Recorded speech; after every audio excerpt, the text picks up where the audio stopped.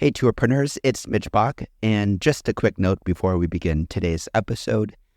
Tourpreneur is currently sponsored by Google. We're thankful for their support of our community, and we are offering with them a completely free course helping you unlock the power and potential of Google's Things to Do program, which is specifically helping tour operators add their tours to Google in new ways that gives you new exposure and more direct bookings. To learn more, go to tourpreneur.com/Google. And as always, show notes, more resources, links to our newsletter, our business coaching community, and so much more are available on tourpreneur.com. Now to the episode. Today's episode is brought to you by Checkfront, the booking platform trusted by over 5,000 tour and activity operators around the world. You can start your own free 21-day trial over at checkfront.com.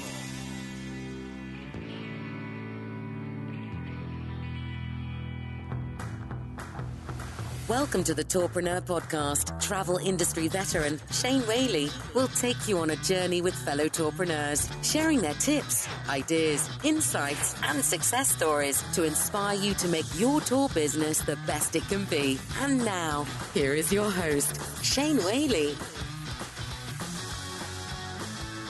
Hello and welcome to episode 63 of the Tourpreneur Podcast. Now, if you're at Arrival Berlin this week, you might be scratching your head thinking, whoa, how's he getting these podcasts out so quickly? I just had breakfast with him or a coffee with him or more likely a whiskey last night. The magic of podcasting. I'm recording this a couple of weeks in advance because I know I'm going to be busy at Arrival. Now, today's guest, Sean Finelli, blown away by this story, right? Because Sean is, he was working on Wall Street. He was an analyst. One day, he had enough, packed his bags, went to Europe, set up camp in Rome because he has Italian heritage, I think on his grandparents' side. Finelli, right? He started working, promoting bars and restaurants. Then he found himself selling tours outside the Colosseum on the streets. And being an ex-analyst, he realized how much money he was handing over to his bosses. And he thought, wow, why can't I become a tourpreneur? Why can't I set up my own tour operator business? So he did, and he called it the Roman Guy. And this is the story of how he built his business from the Roman guy right up to the tour guy. Now, the interesting thing about his hustle, if you will, is he shares with us that for a few nights he was living rough at a railway station in Rome.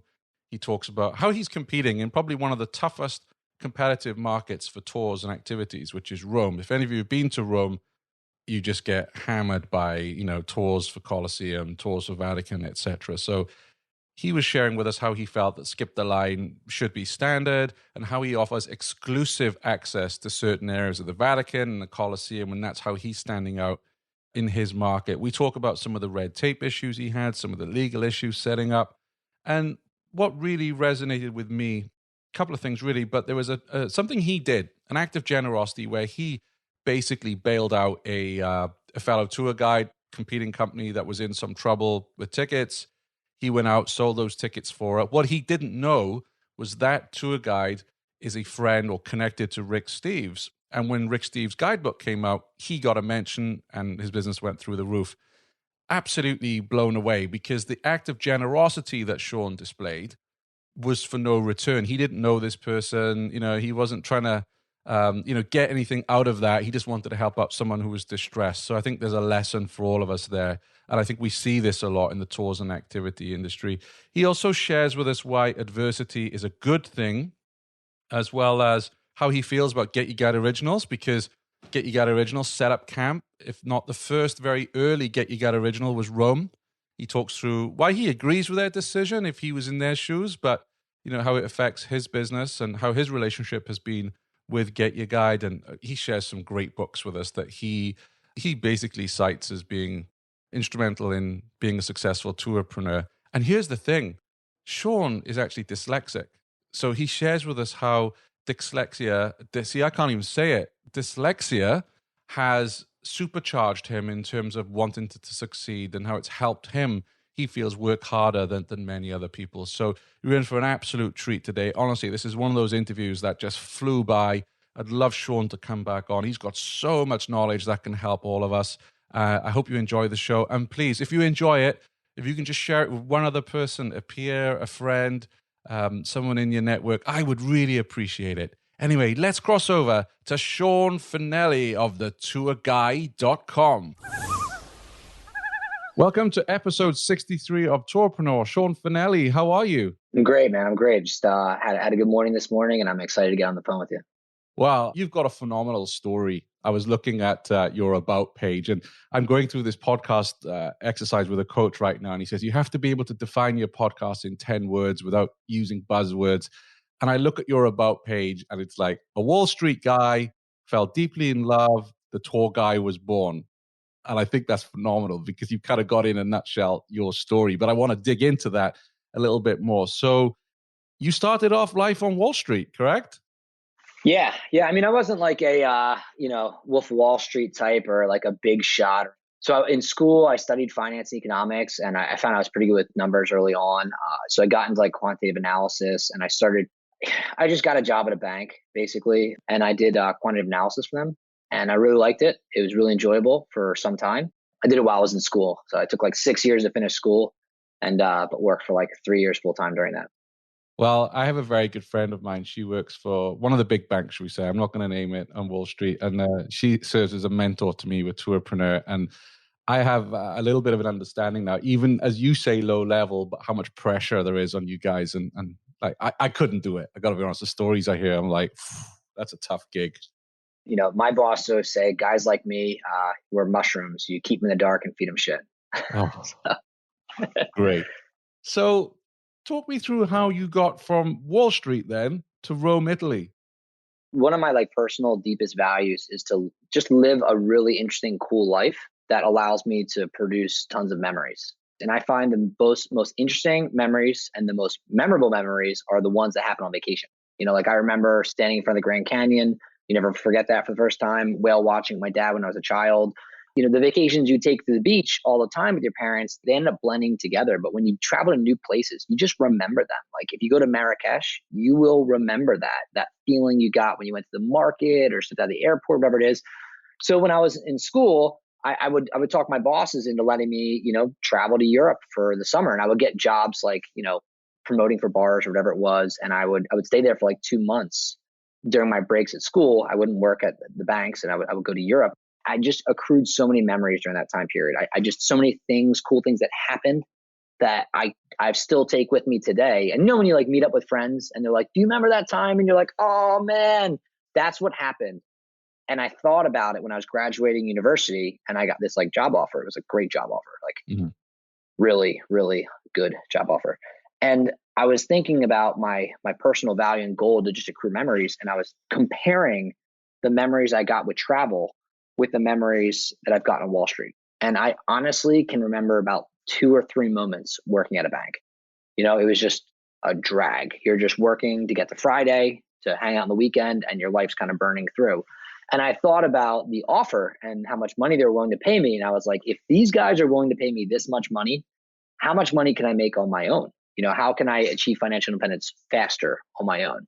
And I thought about that, and I thought, well, I just want to accrue more memories. I decided to move to Europe and try to find a job, and thought that at one point it would work out. If these guys are willing to pay me so much for my skill set, using that skill set in another area, at one point it would work out. And that's how I got into it. And why Italy?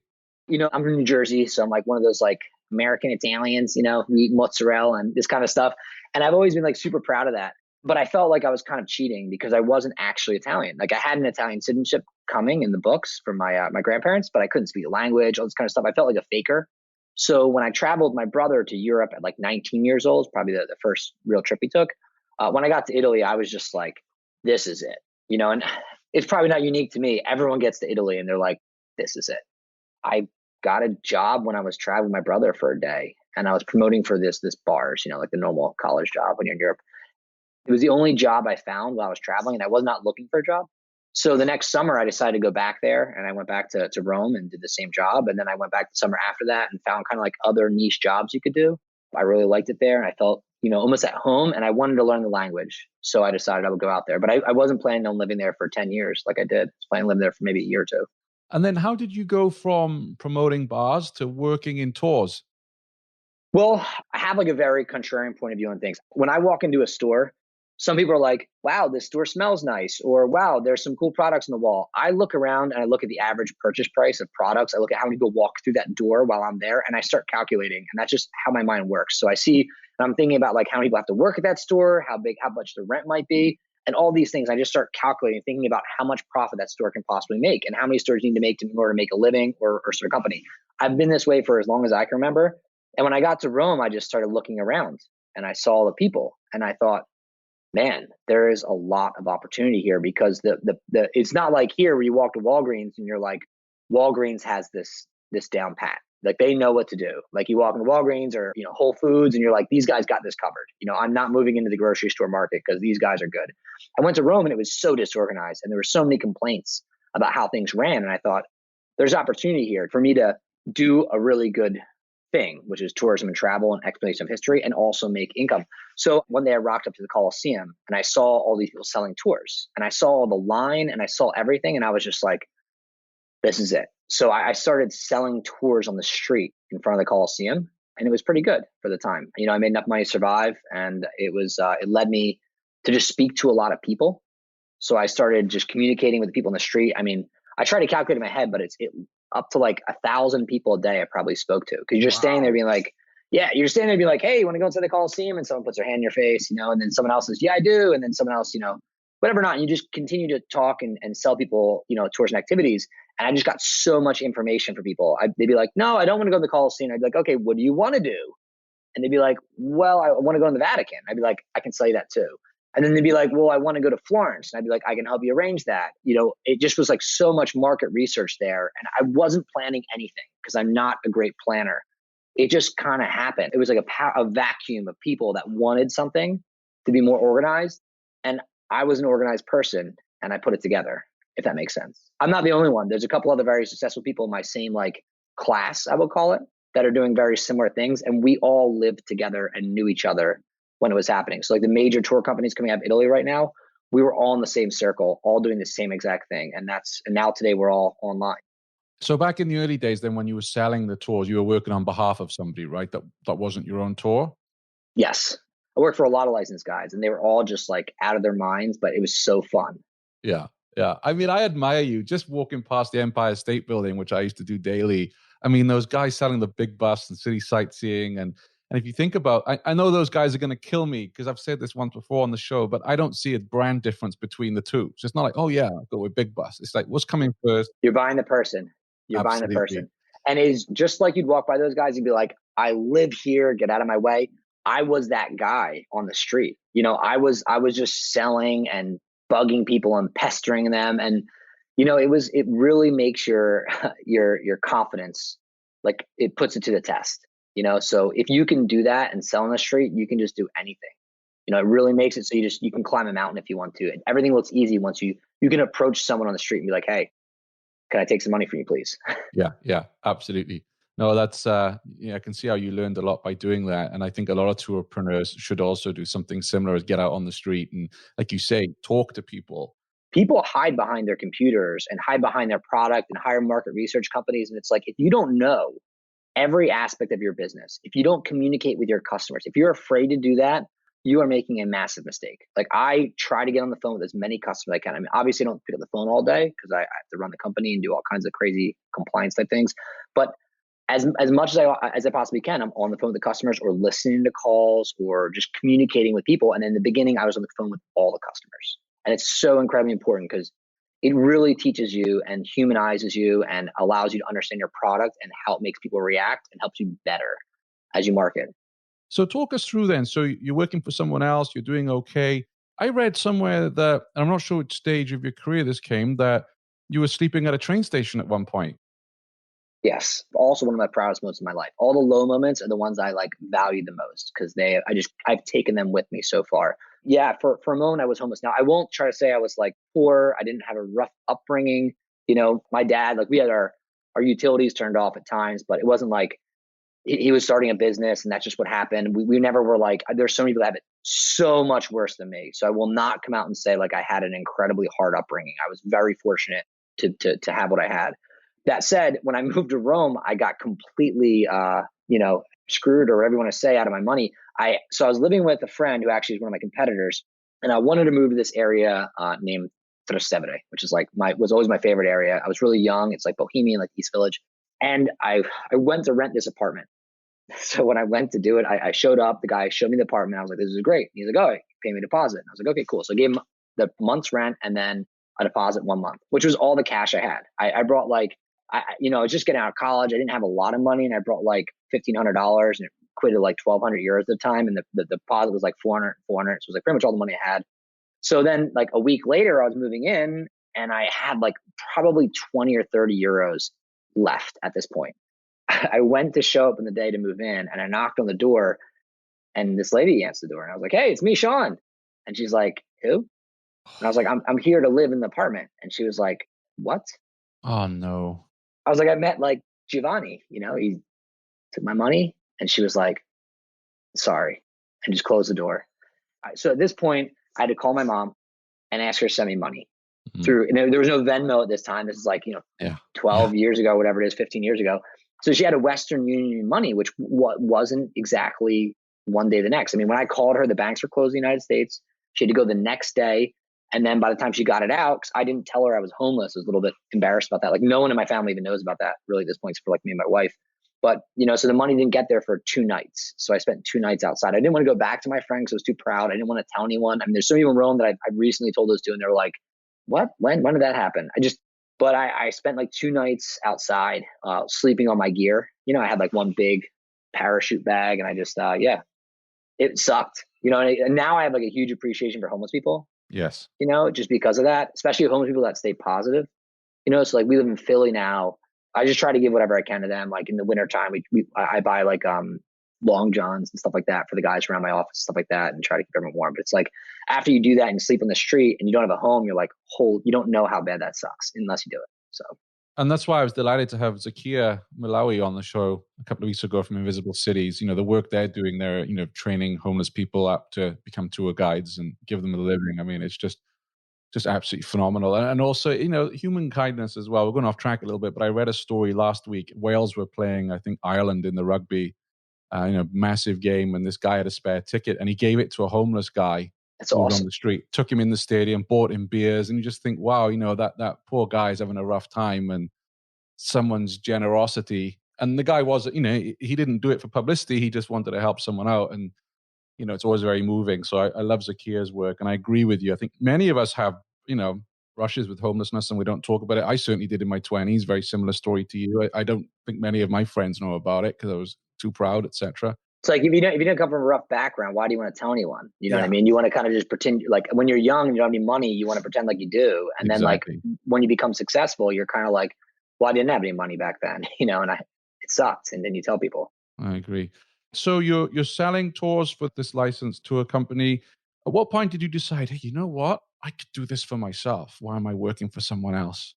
So you could just see that these guys were raking in, and the business we were doing, it was all cash. And it was just like, it just was very obvious. I mean, I was obviously being a quant. I was the guy that walked around with the money and did his cashier for him. You know what I mean? And you could just see, I saw how much I did his payroll for him. I paid me and the rest of the people, and then I paid him.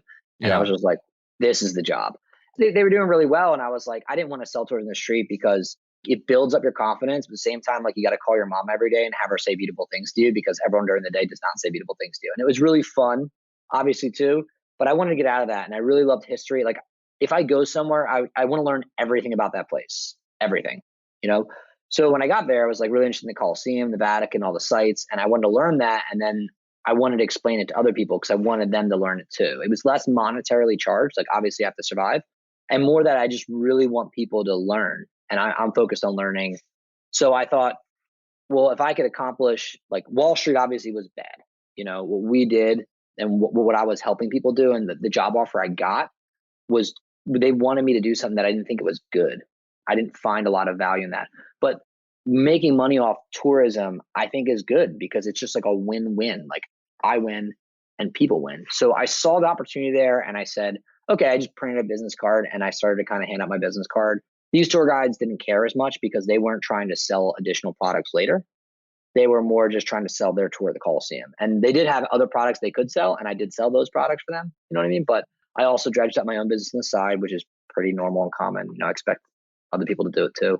And then it kind of grew, and I just continued to move forward, and it was great. There was one changing point where I was giving tours, where I got listed in the Rick Steves guidebook, and I talked to Rick like once a year, twice a year, and just thank him, because it was just a complete like catalyst.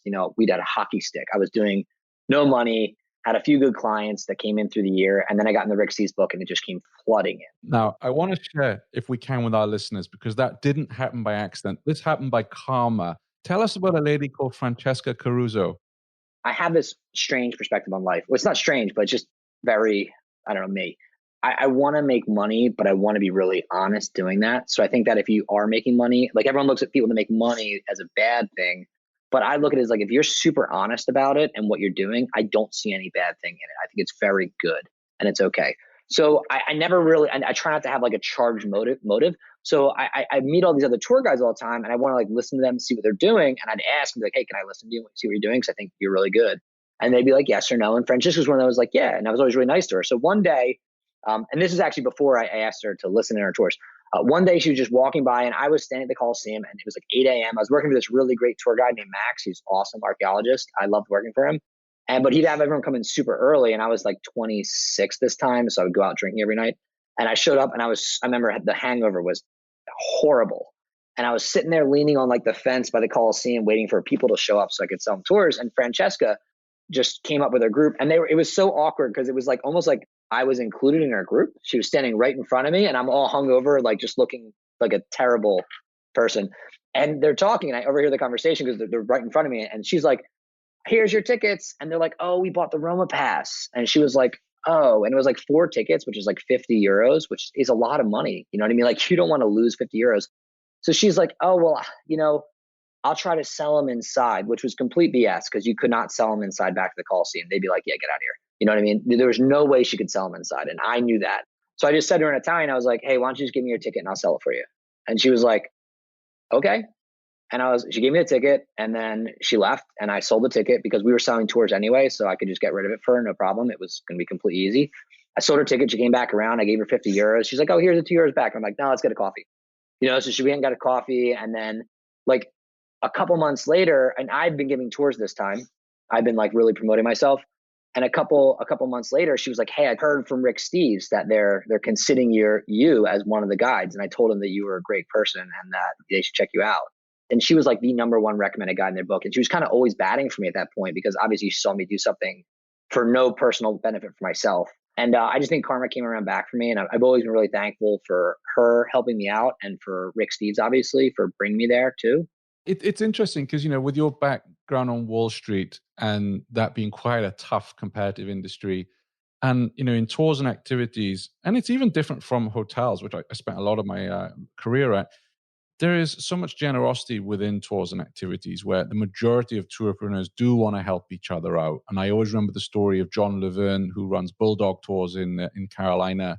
He stepped in. There was a ghost tour company in Charleston, and the guy had a serious road accident. He said, look, I'll take over your business for you. You go recover. And, I'm not doing this to make any money or screw you over or whatever. And when Mike was fully fit, he gave him everything back. And I thought, wow, you don't see that in many industries, right? I mean, I think tours and activities is one of the few where we do have a lot of generous spirits, I think.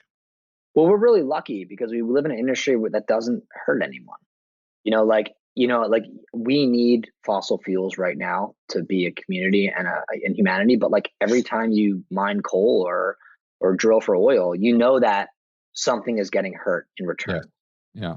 With tourism, we're just so lucky because it's so fulfilling and uplifting for other people to go on tours and see new cultures. And then like once you get people from the culture that's arriving colliding with the people that live in that culture, you just see this awesome thing happening, and it opens up doors, and it's like the tourism market is booming now. And then also at the same time, people are being more open with each other. I don't want to be like lofty or dreamer, but I think maybe the fact that people are getting out more and the market for travel is getting larger. They're seeing other culture, witnessing other culture. I think people are becoming more open, and it's really cool what's happening. But I actually had a similar situation to Bulldog on the reverse. Someone helped me. Rome is a very strange market, and there's a lot of people there that maybe don't want good for other people. And if you're doing something that's different in Italy, it can come back to haunt you at some point. So I don't know. I can't like say for sure what happened, but I had a run-in with some individuals in an alley one evening, and I went to the hospital. I broke my jaw in two places. It was pretty bad. And I remember I was on the bed, like bleeding. I even went to a hospital and got kicked out somehow. It was just like such a messed up foreign situation. It was really, really crazy. I slept it off, like blooding. My teeth were separated. It was all messed up. And then went to another hospital the next day. Luckily, a friend helped me out. But I was on the bed, like the stretcher going into the hospital. And I remember I had some tours the next day, and I called a friend and told him what happened. And he did the tours for me and like did it for free because he knew I was like kind of struggling at the time. And it was just like awesome. You know what I mean? It's just really awesome how people help each other out. And I can't really speak for other industries, but I know like if you're in a big business and not like in tourism, it's really easy to kind of watch people crumble below you and elevate yourself. Whereas in tourism, it's like, it's just the market's growing so much, you don't feel that same pressure. Yeah, I agree. So share with us a little bit about the barriers. So you decided to go it alone, become a tourpreneur yourself, set up shop. What were some of the barriers that you experienced in Rome setting up a tour operating company? The language barrier is first and foremost. I had to learn Italian in order to get into the industry because obviously you can sell tours in English and you can communicate with English persons. But if you're running a business in a foreign country, you have to have a business there. You have to be able to communicate with people in that business. So learning Italian was most important, which took me a couple of years to do. And I really wasn't able to establish anything legitimately until I could learn that language and navigate the system, which I did. Otherwise, I feel like it's a really accepting market.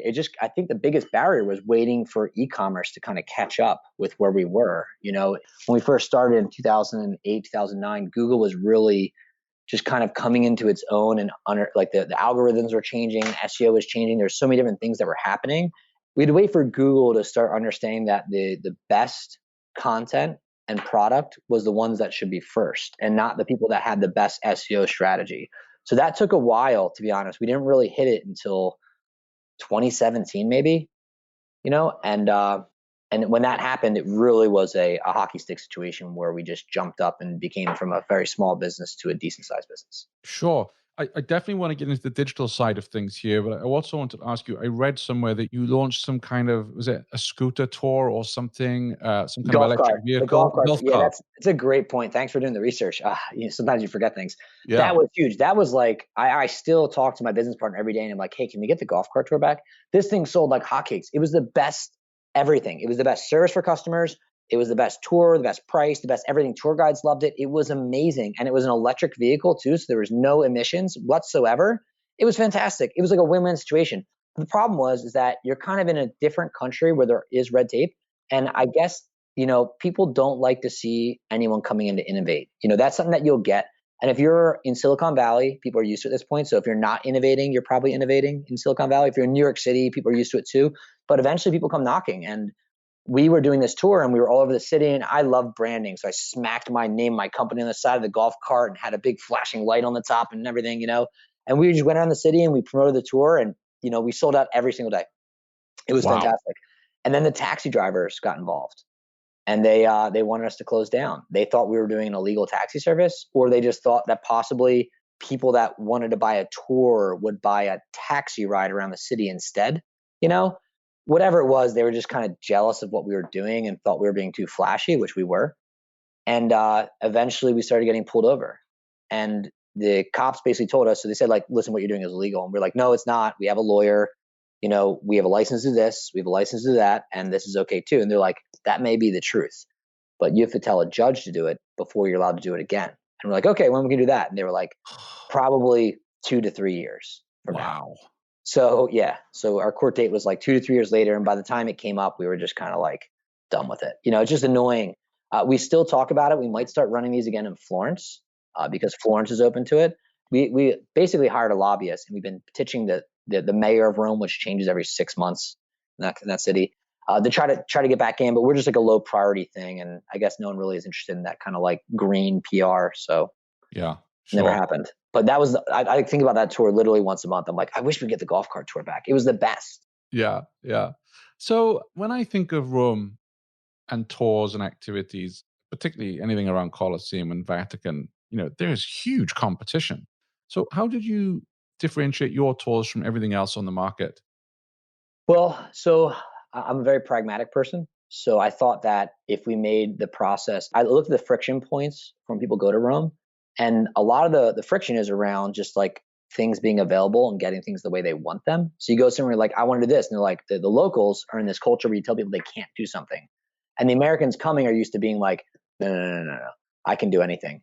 And that's like, can be a really good mentality. And also there's probably arguments why it's a bad mentality. But I just said, okay, I'm going to try to make everything people ask for happen. And that kind of was a big differentiator for us. And it's not that we beat out all of our competition, because there's a few companies that are all kind of neck and neck, driving forward as the market grows. We're not too vicious at each other because the market's growing so fast, but we definitely beat out a lot of other players that were not willing to change their mentality. People that would tell customers, like make fun of customers for not knowing where the Leaning Tower of Pisa is. And it's like, I don't know where my appendix is in my body. There's always someone else that can teach us something that we don't know, and that's okay. We shouldn't make people feel bad for that or guilty for not knowing. So we just kind of remained always positive and literally just asked customers what they wanted and provided that service in return and just reduce friction points. So the meeting point's easy to find. There's lots of people wearing branded uniforms, with big signs so you can find it. The tour guides are branded or companies, so people know that they're getting the product they purchased, and it's easy to find. You get you in fast. We cut out all the BS and just get people what they want in the way they want it. And we found that if we created enough products that gave people what they wanted, that we would continue to grow. And that's been working for us so far. I read that you saw Skip the Line and thought, yeah, that's great, but let's go another level here and let's offer tours with some exclusive access. Yeah. So skip the line is like a barrier to entry. It's just permission to play. Like you have to skip the line. Like we actually didn't even promote skip the line on our website for so long because we just thought it was an assumed thing that you would skip the line. And then we're like, oh, maybe we got to put it on there. Like Wayfair reinforces that everything ships free, like everywhere. It's everything ships free, but that's their barrier to entry. That's just like minimum. What they provide is great prices on furniture. Now we skip the line on everything. That's the minimum barrier to entry. If there is a line and it's able to be skipped, we will skip it. And if it's not able to be skipped, we will find a way to skip it eventually. You know what I mean? Or at least get through it faster than other people. So our better pricing was to go to exclusive places and access to places. So our constant goal is to talk to museums and attractions, private or public, and see if there's a way for us to visit or see places that you just can't see on your own. Because if I can't sell you something you can do on your own, like that's just not an option. I have to sell something that you cannot replicate. And then if you do that, you will grow. Wow. Can you give our listeners an example of an exclusive access that you offer? Yeah. I mean, our most popular is the Colosseum Underground. That's a huge, crazy selling tour. Everyone in the industry would talk about it. It's insane. The demand on that is so big. But we also have a great tour called the Vatican Gold Tour. We call it gold because it's like the premier product, like the credit card levels, So all the tour operators are able to enter the Vatican museums at 8:00 if they have an account. So we work with the Vatican. We're one of like 4 or 5 tour operators that can enter at 7:30. So it's only 30 minutes earlier. The crowds get in at 9. The tour operators get in at 8, which are now like a massive crowd of companies. And we get in at 7:30. So it allows us to skip ahead of everyone else and get in there. But then on top of that, we're like, okay, that's cool, but it's not enough. So we also are able to go to like areas that you just can't visit. Like there's one area called the Gabinetto delle Maschere, which is like the cabinet of the masks in the Vatican. It's really cool. So like you're in the group and all of a sudden the tour guide's like, oh, come with me. And a Vatican guard comes out in like their uniform and he unlocks a door and you go through and like other people try to get in with you. And the guy's like, no, just this group. And the guy's like waving the flag. Yeah, it's cool, and then we have access to go to the Vatican at night when it's closed. I've done so many of those tours. It's really cool to do, and that's like the major, more popular ways to do things. Yeah. To go to places you can't go to on your own. But we also, me and my business partner realized, because we would travel to Europe all the time. We were like, not buddies at first, but like we were, and we would go check things out. And like, we'd find ways to go to like a vineyard in Montalcino, but like we'd be somehow meeting with like the owners of the vineyard and hanging out and drinking wine with them. And then they invite us out to dinner afterwards and we get dinner and it'd be really fun. And we always think like, do you think other people can do this stuff? And we basically came to the conclusion that majority no, they can't do this stuff. They can't find this out. And we were like, well, how can we make this a product? So the Vatican Museums, that tour is one thing where we have to like fashion out an agreement with them to make that happen, so that we're allowed to do it. But there's lots of other things that like, a lot of companies are focusing on, and we are definitely focused on. It's just getting people a local experience they can't replicate on their own, even if it's just going to someone's house that owns a vineyard and eating dinner with them and having a really cool, exclusive, experience. And we do tons of stuff like that too now, which is really important for product. Like, you can't sell water out of the lake. You know what I mean? You have to make it something different that people want to have. I guess the question I have is, I understand, building the relationship with someone who owns a vineyard, for instance, is going to be a lot easier than dealing with the Vatican, because I imagine they're quite bureaucratic and everything else.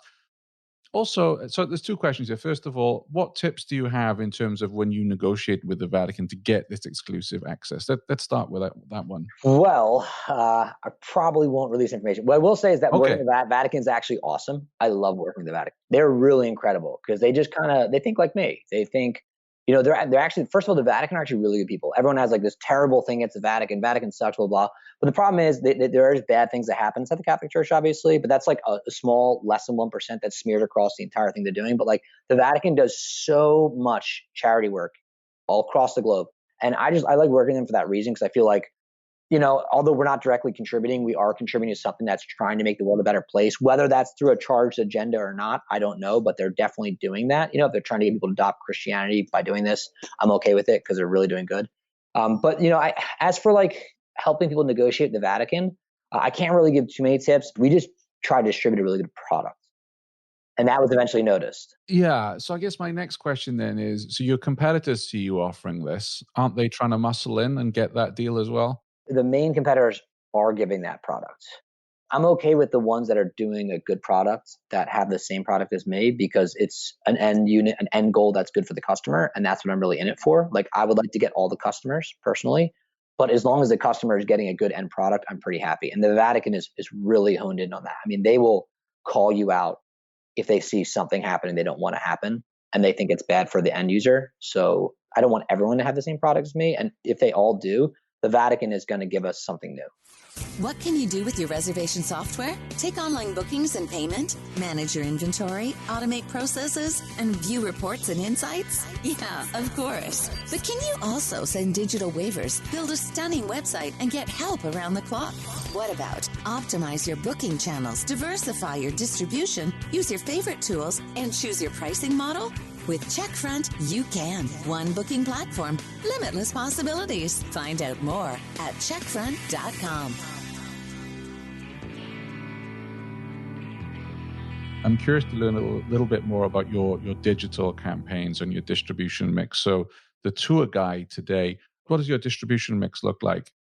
So we are majority direct to consumer. We work with OTAs, obviously. We have large accounts with companies like Viator. We like to have larger accounts with other companies, but some are a little different to work with, a little frustrating to work with.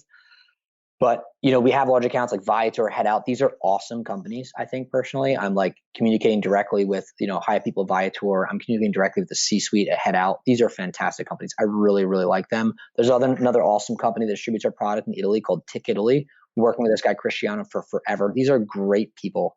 Love working with them. We do distribute majority direct to consumer. Fantastic. Vast majority direct to consumer. I can't give out exact numbers, but sure. That has always been our goal. I don't know if it's the best way to do things, because a lot of other companies, or one other company, distributes majority through OTAs and through resellers, and they're doing very well. But we found our strategy to be helpful. It makes us profitable, and it makes our customers get the best product for the best price, in my personal opinion. Well, I know most of our listeners will be green with envy, because most of our listeners would want that direct business rather than, there's a lot going on with OTAs right now and third parties. So what are some of the ways that you've employed in order to get direct business? So I think that simple content, like everyone's always like, how do you figure out SEO? And I was like, well, you could just read Google's mission statement. It's to organize the world's content and make it easily accessible. Start by doing that and you will get picked up. I've always this simple approach on things. And I thought, like, early on, people always try to hide how you can buy tickets for the Colosseum and make that like part of their value proposition. And I thought, like, that's a terrible value proposition. I would always tell people, if you want to buy tickets on your own, that's the best way to do it. You probably wait in line like 15 or 20 minutes, but a tour is really good. Our value prop is a tour, not skipping the line. We will skip the line, but the value prop is the information you'll get with our tour guide. I want to make sure our product is transparent. So early on, I started giving really good content to people in the form of blogs and mostly in the form of video content that just literally gave away all the secrets.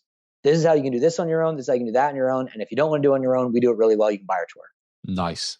Yeah. Nice. And I will link to that in the show notes today to your Thank you. YouTube channel. I think it's Yeah, good YouTube's to been see that. awesome. It's been awesome. Yeah. I'm so proud of the growth there. Like we don't have like, Instagram model subscribers. We're not like at like 1 million or something like that. But you have to think about like if you're a commercial product and you have as many subscribers as we have, it's a really big thing. I mean, we have 35,000 subscribers at this point, and hopefully by the time someone listens to the show, we'll have 100,000 or whatever not. But we have more than TripAdvisor. These are commercial channels. These are companies that back a product, and people don't trust companies, but they trust our channel and they trust our company because the content we give them is not like buy our tour. Obviously, we plug our tours, but we tell people really good advice on how to travel to cities. And the advice we give is stuff that I would do personally. It's not, Yes. I'm never swayed by my team being like, let's do like a top 10. And I'm like, no, forget that. I wouldn't visit 10 things. I'm going to visit like 2 things when I go to a city. And we're really true to that. Yeah. Obviously, we have created a top 10 tours and things like that before, but like, for the most part with advice, it's what we would do ourselves. So we just give really clean and clear content. We make it pragmatic. Like we have a marketing mission statement that helps us craft our content. And that's to create pragmatic and actionable content that's relevant to our end users. So it's simple content, pragmatic. It's actionable. So it's not like you should go inside the Louvre. It's here's how to go inside the Louvre. Here's the opening hours. Here's how you purchase your tickets. And here's what you want to see once you get inside. And then it's relevant to our end users. So it's geared to the people that watch our videos and purchase our products. Fantastic. I know that Rob Patingolo over at Trip Hacks in DC, he does something where his YouTube channel, he doesn't really talk about his tour so much. It's more like what you should pack to wear if you come to DC in November. Totally. And how to get around the city with public transport. And, he's mentioning obviously that he offers tours, but it's not kind of in your face, buy our stuff. Yeah, you can't shovel your agenda in any way, shape, or form. I mean, I was told early on by a very smart man that the best way to get people to be interested in you is to ask them questions about them. True. So what we do is we try to communicate to our customers things they want to know from questions we've asked, and then wait for them to come and look for us. It's a long build. It's not going to happen right away. You can definitely have some better marketing campaign if you're a huge company that will acquire more customers. But we've been weathering the storm, and it's now really paying off for us.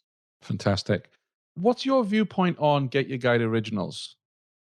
I mean, I'm not a huge fan of Get Your Guide. I'd like to be a big fan of Get Your Guide, but we have a lot of troubles working with them. They're very protective over their products, which is a good thing, obviously. I don't want to say that like I don't like them or like their originals. Obviously, they're more successful than me as a company, so I'm very impressed with what they've done. Their originals seem cool. They're not running them. They're using white labels. Other tour companies run those. I think it's a good idea for a business standpoint. I think it's something that I would do in their shoes. So I think that it's a good decision if that's what you're asking. Do I like working with Get Your Guide as much? I would like to work with them better, but we currently don't have a great relationship with them. It's kind of like a strange subject with Get Your Guide because, we don't really understand why they make decisions, but they seem to be doing really well. So I can't really put too much judgment on the decisions they make. And I ask you this because at Arrival Berlin last year, I remember Tao, the COO, was on the stage, asked me anything. And Douglas put up a screenshot, which was quite brave of Douglas, actually. And I think it was actually Colosseum tours. And the first tour was Get Your Guide Original Tour, which I think, let's say, for instance, had 1,000 reviews. But the one was second, had like 5,000 reviews. And that wasn't a Get Your Guide Original. So Douglas's point is, well, you're promoting something that isn't as well reviewed and as well liked to promote your own thing. And of course, the goal there is that eventually I expect Get Your Guide Originals, because they do vet them and they have, criteria that those companies have to meet. But I just wonder for you, because you're in the thick of that, right? You're in that battle for bookers, and then you have to compete with an OTA who's also a tour operator. Yeah. I don't really get jealous very often. And I appreciate other people's abilities to make decisions. Like I said, if I don't have a good work relationship, guys, one thing, but they're really successful. So I can't really criticize them as a company. I can only talk about my point of view, but I would do the same thing. And I guess in their point of view, and I could see that meeting and I could hear the conversation, I could imagine the conversation is like, listen, we have such high customer service standards that our product will be the best. So let's just put it there from the beginning. I don't really judge that. I think that's okay. That's a very mature approach, I have to say. You're very level-headed on that. I've never been jealous of the teacher because they know information that I don't know right now. I've always just want to learn that information and make decisions based on that information. And I think that, Get Your Guide started around the same time as us. They're bigger than us. So what am I going to say about what they do, And how about a booking engine? Who are you working with to take your bookings online? We don't use a booking engine. We have our own proprietary software. Wow. How did that come about? We've worked with a couple of booking engines in the past, one in the past, and they were really good. and they were good people and they were cool. I won't name which one. And, nothing bad happened. There's no dragging through the dirt type situation. We passed like a certain revenue point and it wasn't going to work for us. I wanted to scale. I wanted to do more things. I honestly think it's crazy that large companies would use booking engines. It's like, for me, it's like, what are you doing? We have a CTO, we have multiple developers, we have like tons of people that write code, and we produce all our stuff proprietary because I'm not going to lean on anyone else for my timelines. When I want to do a webhook and connect on an API with another company, I'm just going to do that like that. We're trying to partner with other companies in the industry, and they're all with these, booking engines. And it's like, come on, can't we just connect directly and then make this happen? And they can't, but if you look at the largest companies in the industry, we all have our own proprietary software. So yeah, I was chatting with Stephen Otto recently, who I'm sure you know, at Walks, and they have their own booking. Yeah, we were roommates in Rome for like a year at one point. Oh, really? Yeah. Okay. Yeah. Fantastic. So I should have come to you when I was doing my research to chat to Stephen then. You could have given me some good stories. Yeah, we had a fun time together. It was good. Yeah, sure. While we have our own proprietary software, we are always looking for great plugins to lean on. There's lots of awesome technology that we do not try to build on our own that we plug in to our proprietary software. I mean, there's like Active Campaign. There's there are a ton of different little plugins you can fit into your proprietary software that can make your system run better. So we do, there's Knob Commerce, which offers great like CRM platform that you can get a CTO or a technologist to edit to become your thing. We do definitely rely on things out there, but we have our own software. Right. I also wanted to ask you about your website, and I'm going to let you in on something here. We're launching a new feature, a new series on Tourpreneur. It's a website tune-up for tour operators, and I'm working with a website expert, and we're having people suggest their own site and go into a hot seat to get constructive feedback. We're also kind of picking up sites that we see that we feel are either like superb or could use some love. And I have to say, your website at The Tour Guy is phenomenal. Thank you. Thanks so much. Yeah, we put a ton of work into it. Yeah, I love how probably one of the best about pages I've seen, and they're quite difficult to craft. Could you share with us a little bit how your website is where it is today from where it started? Me and my business partner, we built our first website. It was like, I think we paid like $1,500. We had like an external dude just do it. You know what I mean? And I remember afterwards, and I was like, now we got that done. Never got to pay for that again. It is such a massive expense. People are like, yeah, you just pay for a website and put it up. No, we're e-commerce. It is a rolling expense in the 7 figures every year to maintain a website, without a doubt. And if people are paying less, they need to work on that, because you just put a ton of effort into it. Like the pages, like the About Us page, those are the easy ones, because it's a static page. The content, it will change. Like we're working on a new one actually now, and I appreciate your love for my current one. But that is a static page that you will change every 2 to 3 years. It's the e-commerce pages that really take a lot of work. I mean, we're doing nonstop A/B testing. So if you go on a category page, which has all of our products on it, and refresh it or put it in like an incognito window in Google, you will get a completely different page the second time you do it. And that's always happening. Our homepage, we're changing the text and A/B testing on everything. You have to do a ton of work on it, because you just have to find what converts best, which customers want the most, what speaks to them. We do also a ton of work on cohort analysis, which is like when you put customers into a segment and name them a person. So we have like different age groups, male, female, where they come from, things like that. And then you kind of cultivate the text to speak to that person in certain products they're most likely to purchase. And it's just a ton of work, But the end result is getting people the product they want that makes them feel comfortable to complete a purchase. And then when they get there, they're happy. It's a true and honest road that gets them the place they want to go. And, our reviews kind of back it up. And I did want to share something that, although you are called thetourguy.com, when I looked at your About Us page with your team, you're predominantly female, right? Yeah, I mean, I made the name because I didn't really carry business cards. I could never remember to do them. And the Roman guy just seemed really memorable. There was a guy in Florida called the traffic ticket guy that would solve all my traffic tickets, because I got a lot of them. And I just thought his name was so cool. So I was like, I'll do the Roman guy. And it was just me. I never planned for it to be a big business or, a small to medium sized business. So I never planned for that to happen. I was just going to be me giving tours in Rome for the rest of my life. That's what I really wanted to do. And it was a beautiful dream. But now we kind of expanded. But we obviously have an open, our workplace is, not predominantly male. Some of my favorite people that I've worked with from all time are female, and they changed their title to the tour gal. You know what I mean? Yeah. And we're cool with that. It's awesome. Yeah, no, absolutely. I just wanted to make that point. Did you know every weekday Shane curates the most interesting news articles in tours and activities and sends them out in a snappy daily digest? Grab your copy of the Tourpreneur Daily Briefing at www.tourpreneur.com. I wanted to move on to our speed round. So, what is a habit, trait, or characteristic you believe contributes to your success? Okay, so I have it literally on my wall, so I got to read it. So we are repeatedly do. So excellence is not an act, but a habit. It's Aristotle, obviously. Yeah. So I try to craft out parameters upon which I do things and do things based on those parameters as often as possible, if that makes sense. So I'm really big on processes and controlling how information moves through a process. Absolutely. No, I completely agree, especially around that habit. A more action one might be just just read books all the time, nonstop. On a constant basis. I can't read because I'm dyslexic, so I listen to audiobooks, but it's like all the time. Like other people at the gym are working out, listen to like Radiohead. I'm just listening to some business book. What's your favorite business book? Okay, so if we're talking about like favorite, there's so many things to pick from, but like there's the first book that was most important to me is this one called The Advantage by Patrick Lencioni. It's about, you might pronounce it different if you speak it in like American or British English, but in Italian it's Lencioni.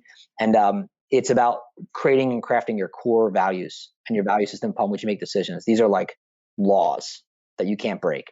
And that book was really influential in my pivot from being a tour guide to being a business owner and operator.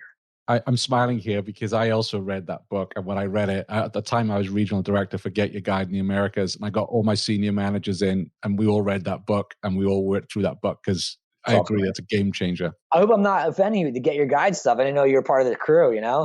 That was ancient history. That was 2 years ago. I've been out of there for 2 years. No. I kind of respect what they've done. I just, No, please. You're authentic. I love that. There's no need to apologize at all. And you were talking about your dyslexia. Do you view that as a strength or a weakness?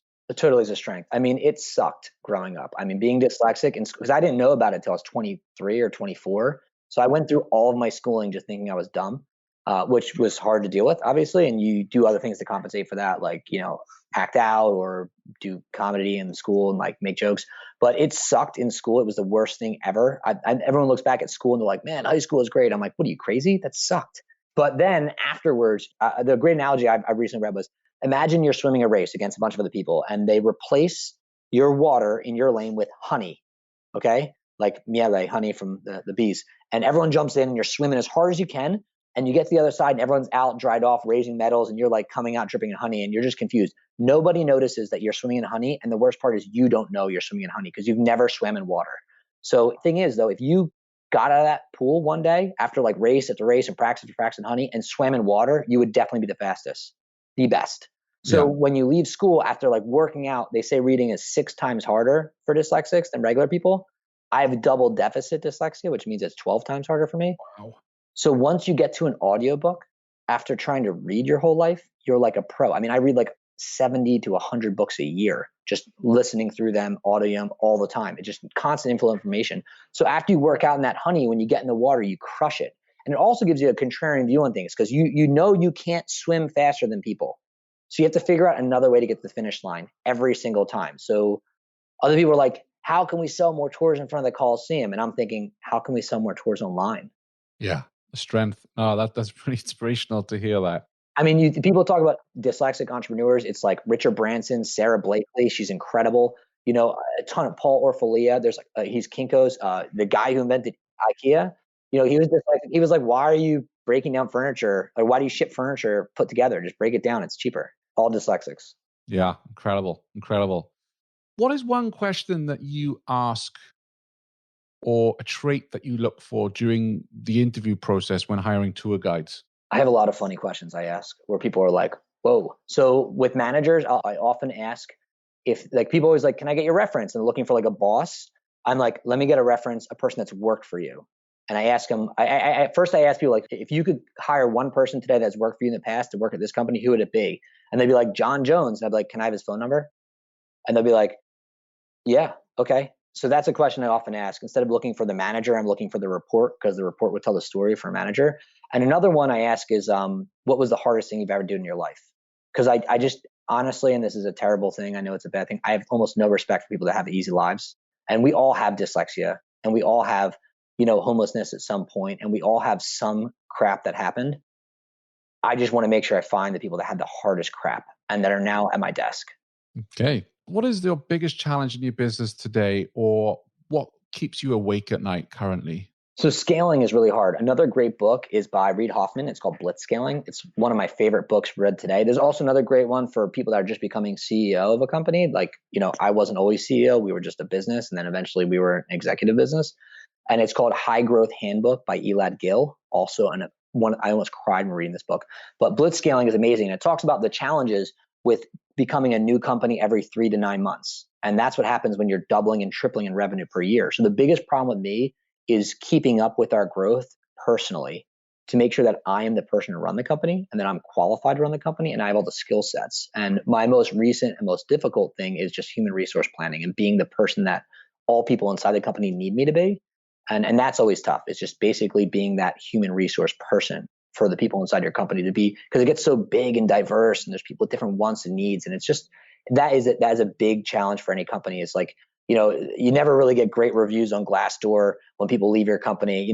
When you're the owner or the CEO, it's very rare, unless you're just like marketing to all the people that currently work at your company. Please leave me a review on Glassdoor now before you quit or get fired or whatever it is. It's like, it's really, really tough to be the thing that everything needs to be and also make the right business decisions. Like Patty McCord has this awesome line, and she says basically, like, she was getting asked like how many kegs in your office to make people happy. And she's like, you don't want to make people happy. People are happy or they're not happy. You just want to make a possibility for the happy people to stay happy. To stay happy. Yeah, that's smart advice. Finally, what is one piece of technology you've adopted, and that could be an app or a tool, that has had the biggest impact on your business or on your personal productivity? Google Business Suite is a phenomenal tool. I mean, I love Google. People hate them because all this stuff and whatever not. And I say, come on, they're business. That's what they do. I think that Google Business Suite is incredible. Like Google Docs, Google Sheets. I have this aspirational value in my company, which is called streamlined work processes, where we want to be able to like pass jobs and tasks off without actually having to communicate between departments. We want to inspire communication, obviously, but we also want things just to be well documented, so you can jump into a project in case I get hit by a bus when I walk out of my house. Yeah. So you can just jump right in and take off where I left off. And Google makes that possible because you have like unlimited backlinking into different sentences or lines to give support and document and point reference documents. Google Business Suite is incredible. Absolutely. Well, thank you very much for your time today. I have a ton more questions here that we didn't even get to. So I hope on a future episode of the show, you would be open to coming back on and tackling some of these other questions I have for you. Yeah, I would love to get more into, other business advice, because it's just such, like, we talk about a lot of the tour guide part, and the business part is so much more difficult. It's really been a constant challenge and journey. Whenever you're looking to get some more time, I'm happy in Berlin or, another time online. Yeah, absolutely. I'm going to be introducing more roundtables this year. So imagine you and Steve Otto and someone else chatting away for an hour about business. Love that. Phenomenal. Yeah. Great. Sean, thanks a million for coming on the show today. That's Sean Finelli at tourguy.com. Are you active on social media? I personally am not. You guys can track my progress as reported by my team at the Tour Guy for a social media handle at the Tour Guy. We're on Instagram, we're on Twitter, we're on everything, just the Tour Guy. Brilliant. And I will add that to the show notes at tourpreneur.com/63. Thank you very much, Sean. Thanks, Shane. Have a great day. Thanks for listening to the Tourpreneur podcast. Be sure to visit tourpreneur.com to join the conversation and access the show notes, including links to the resources mentioned on today's episode. This is Tourpreneur.